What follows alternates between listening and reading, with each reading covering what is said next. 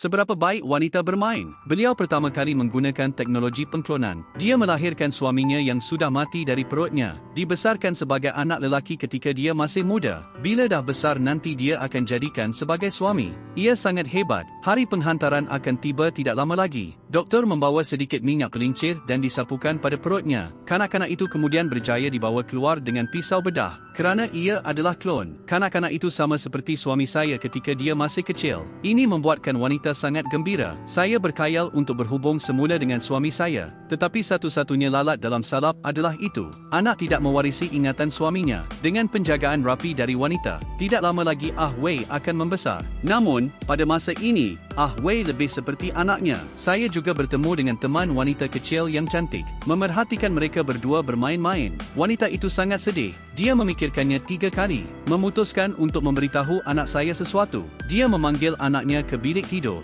Kemudian saya mengeluarkan komputer suami saya ketika dia masih hidup. Terdapat gambar suami saya di atasnya. Apabila Ah Wei melihatnya, semua orang terkedu. Kerana dia kelihatan sama seperti ayahnya. Pada masa ini, wanita itu mendedahkan rahsia bahawa dia adalah klon. Ah Wei tidak dapat menahan diri lagi buat seketika. Saya tidak menyangka bahawa saya akan menjadi pengganti ayah saya. Dia mencekik leher wanita itu dengan kuat. Dihempasnya dengan kuat di atas katil. Tanya dia mengapa dia melakukan ini. Wanita itu membalas kerana dia sayangkan awak. Adegan seterusnya tidak cantik. Saya menontonnya untuk anda. Tidak lama kemudian, wanita itu hamil semula. Dan Ah Wei benar-benar tidak boleh menerima bahawa dia adalah klon. Tinggalkan sini selama-lamanya. Entah kali ini, wanita ingin membesarkan anak mereka sebagai anak lelaki, atau membesarkannya sebagai suami.